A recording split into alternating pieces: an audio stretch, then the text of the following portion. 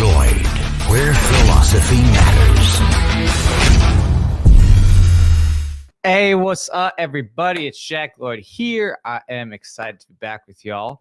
I'm going to be talking a little bit about what's going on with Rippaverse, some things that I've heard. I'm going to also talk a little bit about some of the developments with Antistate and a little sneak peek from Voluntarius too. So we'll have a bit of sneak peeks and fun like that talking here today.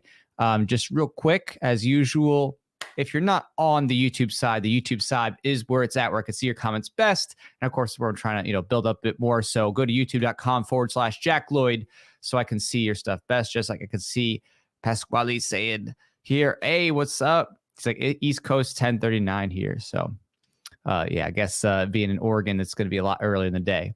But yeah, it's a little bit later over here. Definitely a little bit later over here, about closer to. So all right, so to kick it off, I wanted to specifically look at what Eric July said about Rippaverse and what's going on. So the other day he had said that obviously fulfillment was completed for Isom for the first campaign, 49,000 orders shipped. I got all my stuff. It seems like most everybody was able to get what they ordered. There's, I think, a few things outstanding still in terms of people just possibly having something in transit or something being lost or that kind of thing. But by and large, it seems like everybody's gotten what they've ordered fine. I was no problems, on my end. I got everything exactly, when expected. But as with that many orders, you're naturally going to have some people who just, lose it in the process, or they put in the information wrong and they got to track them down. So I actually heard that from one of the people doing fulfillment, Brandon, the other day, that he said they were definitely doing that. They were having to call people directly to get their contact details because they had not put in the right contact details. So, if you put in your wrong address, you're missing the street. Yeah, it's going to take extra time for them to track you down and get that in, properly. So they did do a stream the other night. That is, Eric July did a stream the other night talking about what's going on. So they said on Monday, their inventory team was doing a full inventory check, and they were deciding what leftover items were going to be added to the current store. So they said you could still get cover C and the Yaira shirt. So, there is still some stuff to pick up for those who are, still lingering, straggling, waiting to get stuff. It says the only place to get cover A and B can you be either on Rippaverse sponsored giveaways, feature promos, or select comic book shops. And even from there, I saw that most comic book shops were like putting it on eBay. So there's not like, they say comic book shops, but even the ones that I saw that had it were just throwing them on eBay. They weren't selling because they know people are going to pay a lot more than cover price right now for getting one of those covers. So obviously they're going to not just stick it in the store. He says, I will be back to doing contests, streams, and videos. The frequency will not be the degree of the old because I have a business to run, but I'll have more time to put out content now that I'm not in the warehouse every day. Yeah, that was something I was curious about too, because, once obviously things got going, you want to be very hands-on. But I was wondering to what extent Eric is going to step back from doing more content, to be able to run the business and manage things. I would think that at this point that he's probably figured one of the people there is going to be, number two kind of thing that can actually handle things so he can do other content and creative stuff. I mean, especially you want to do that if you're one writing the stories. You want to have more time just focus on that and not having to deal with the business minutia. But, with such big ramping up, I was wondering how long that would take. But it seems like as if he is getting to that point where he's able to put some content, back out again, just doing streams about stuff, which, comes with the territory. Hey, what's up, Nin? Good to see you. Welcome back. So he says, my personal website, which replaced my Patreon, is about to get a big overhaul with more member perks, some tying to the Rippaverse. That makes sense, obviously, because now the Rippaverse's success is the number one thing. So tying that in makes sense. There are currently 3 books being worked on right now that are in various stages. Isom number 2 is one of them. It's over 60 pages. And actually, I heard it's now up to 68 pages, pencil, ink, and colors. 2 other books to announce in the coming months, and I can't wait for you to find out who is working on them. So as far as I know, on the other books in particular that they were working on, I know that one of them is about 30-ish pages done. And, I think they're still working on the other, but, Isom 2 was working really close to, getting the entire issue done, over 68 pages, I think, at this point. And apparently I got to confirm this still, maybe if somebody knows, there's a cover D for Isom number 1 apparently coming out, a creator's cover, and there's going to be 2,000 copies of that apparently. It's not available yet. So there's going to be another cover in addition to, if you had the covers A. I didn't have the C cover. I just have A and B, but there's cover C. But apparently there is going to be a creator's cover D. So that's something to look out for. I might pick that one up if it looks cool. But with only 2,000 copies, that's pretty impressive. So to keep it that limited, so it makes it much more collectible. And then apparently, coming up, Eric July is going to be announcing more and more as it goes along. So, he says here that to catch up with the demand, that Rippaverse will be entering into operation, expand soon enough, be on the lookout for potential opportunities. So, yeah, at this point, not everything, is out there yet. A lot of stuff is still shrouded in mystery as to what exactly is being worked on next. I'd have to imagine, though, based on the teasers, from Isom here, that I would guess Yaira is going to probably have an independent issue, and Norfolka, because Yaira was clearly a favorited standalone character. Norfolka, they had a whole mini segment devoted to in the back of this, an introduction. So that seems the most likely, is that those two series might have their own kind of, center focus, especially for Yaira, which was one of the most popular characters. And of course, the Norfolka title, which had unique characters and its own unique storyline. So, and it says, did you know Ethan Vance? Yeah, I mean, not personally, interacted a few times on Twitter. But yeah, he seems to be doing all right. So, and then says Black Sands Entertainment is so jealous of Eric July's works. Yeah, I mean, they were very successful in their own right. That Black Sands Entertainment, obviously, they got some funding too on Shark Tank. But it's just not the same. Like, I think they're totally different genres, really, in terms of Black Sands. Their work is a bit more like kids-oriented book. It's the cartoonish more stuff. Whereas Eric July is a little bit more, I mean, comic books can be for younger kids too, but it's definitely more like mature audience, like teen plus kind of style. Like this kind of reading it definitely seems more teen plus than, a kid's book that's meant for like 5 to 10 arenas. So not that, 5 to 10s couldn't read it, but it is something just, to think about when it comes to your comics and what kind of audience you're looking for, because that will limit, of course, what type of sequences and words you can have. Obviously, if you have lots of cuss words and gratuitous sex and violence, you're going to probably not have parents picking that up for their kids under 13. But these days, so many parents just let their kids have anything, and then they wonder why they're so confused. But what are you going to do? So in addition to the Rippaverse update here, I did want to throw in, just for fun, a little bit of some sneak peekage from the Antistage Shoot. And I think I'll share a couple pictures first. So you can see here, this was from one of our shoots. We were shooting in Chinatown.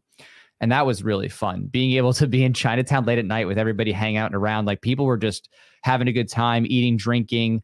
All the shops are open late. It was impressive, just how much business was going on through that area. It was a lot of fun. I mean, it was a little dirty here and there, but I don't mind it. I think it's super cool, and I love going to the Chinese sections of town. And there was one instance, right, where we were shooting, and all of a sudden this woman just like has her dog pee in the middle of the road. Of course, this is New York, and it's just like people are just like, oh, let my dog pee just right there. Stop traffic, and the dog's just peeing, and they're just sitting there with the dog like, oh, okay. But that is New York City for you. Then let's see here. We also have, for a sneak peek, here is a wide shot. This is one of the scenic views we were at. This is called Brooklyn Lookout. So we shot here, and it was really awesome because you have this great view of New York City from Brooklyn, where you can really see the cityscape. You have this beautiful kind of naturey area with a bunch of piles. It made for really just a great place to shoot. And we didn't really have anybody in our way for it. So that was awesome to be able to shoot in this location and just, not really have too much trouble of people being in the background. We got a lot of good angles. There was this one like Instagram girl who kept like going back, and it said like, don't climb on the rocks, but she'd go on the rocks and then just start taking a bunch of pictures of herself. It's like, oh, okay, there you go. There's the Insta thoughties. But we were, successful there. No problem shooting. That was super cool to be able to go there. I'd highly recommend visiting here. It's called Brooklyn Lookout. Beautiful place. Then I might play a little bit. Let me see this video. So this, okay, so there you go. So this video right here, this is just a little behind the scenes of basically me doing some of the green screen work. So we did a sequence where we did some green screening. So for some of our segments, just for fillers, we had some green screen stuff. Then we might have some like background effects too, that kind of thing. Just to kind of fill in with the other shots, because the other shots are pretty epic, in terms of like the outdoor environmentals, but having some green screen shots you can work with that you can like, push in there where you need for filler or for change up is kind of nice. So that was awesome to be able to shoot that there too. So let's see here. I'm going to pull up too, now that we had a little bit of the anti-state sneak peek. I'm going to pull up a little draft here of volunteers just for fun. So we've been working. And actually, I'll pull the comments real quick before I get to that, because it looks like a bunch of people just jumped in. So, hey, what's up, Igor? Thank you. I appreciate the angle look compliment. What's up, DCC? Hey, what's up, Josh? And I look tired. Yeah, well, no, my one eye always just tends toward having a little bit of dark circles. So you always think I got punched in the eye or something like that. But no, it's just how it is. Thanks for the comment on the shoes eating dope. Yeah, we had the light up shoes, which actually like they could look hokey in other contexts, but actually in this music video in the city, it looks pretty sweet with the light up shoes. They actually blend in with the environment and with our outfits, so it's pretty awesome. So right next here, I have a little sneak peek of something we're working on for Voluntarist. So this is the statists. So it's an art print of the statist that is being worked on as one of the bonus perks that backers get. So right now, this is one of the drafts. There's a couple little small edits being made, but then it's going to be finished up in the background with colors. So you can see up there, you have Directorate, State, Keynes, Majority, Leviathan, Archist, and National. So all these different characters, it's just like kind of a showcasing kind of thing. So it's not from any actual storyline part. It's just more like a little fan service teaser thing. So I like having art pieces that are bonuses to the comics that we do that are super cool, that show off some of the characters and stuff. And Leviathan they're going to finish out his teeth, and there's going to be some fire and stuff like that. So their energy effects and the coloring and stuff like that's going to be added eventually. So thought this was a really cool inked piece. And the artist I have working on this, she's absolutely amazing. She's super talented. So I'm really thankful to have her on it and her work. So Amy's really good. So yeah, this is definitely shaping up nicely. And I think that this is going to be one of the coolest pieces with the status characters.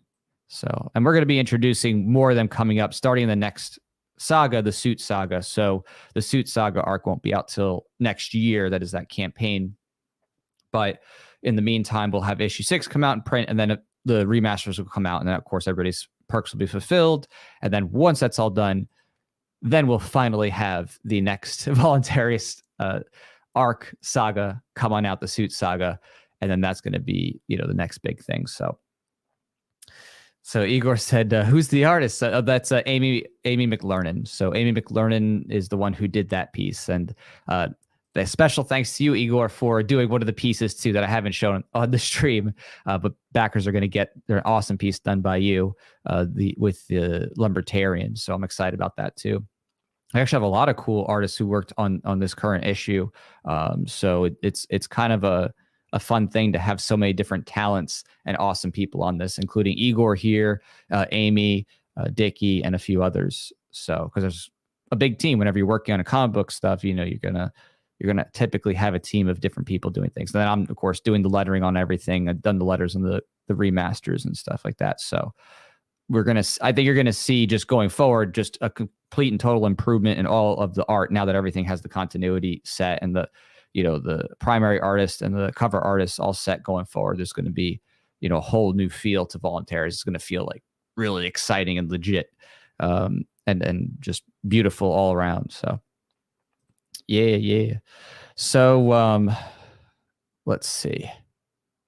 Yep. So that's basically it. We covered everything that I wanted to cover, just in some, just noting that the Rippaverse stuff is still in process. It looks like they're getting close to finishing up, though, the artwork on Isom #2. And my guess is that maybe they'll launch the campaign late December, because they're going to need some time to get everything set and, organize everything in the warehouse for production and kind of get started, printing out those issues. So, but I mean, at least according to the campaign, the Rippaverse campaign itself, they did say that they would, if they reach those goals, launch another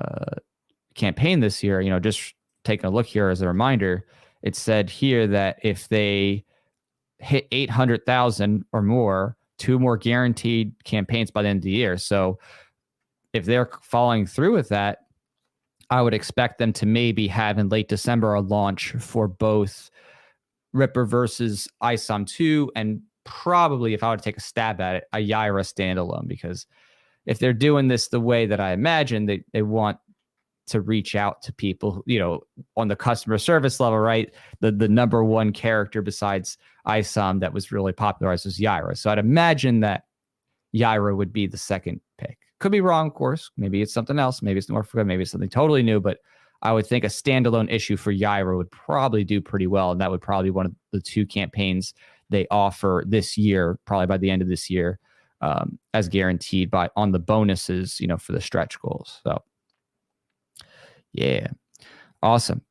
Well, that's it. It was just a short little one. Thanks, everybody, for hanging out. I'll do an update, of course, once I get more clarity and more detail about what's actually going to happen with Isom number 2, and any new information or news. Definitely, share it. Let me know in the comments if there's anything you hear about any new developments or any insider scoops. Love to hear that and to see what's coming up next.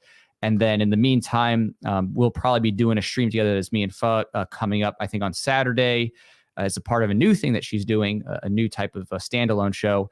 And then I'll probably be doing some type of announcement or more, premiere information as relates to Antistage as we get closer to the release date. So thanks so much, everybody, for hanging out. Thanks, DCC. Thanks, Igor. Thanks, Pasquale. Thanks, Josh, and everybody else if I missed you. Thanks for coming by, and I will definitely talk to y'all soon. Zero State with Jack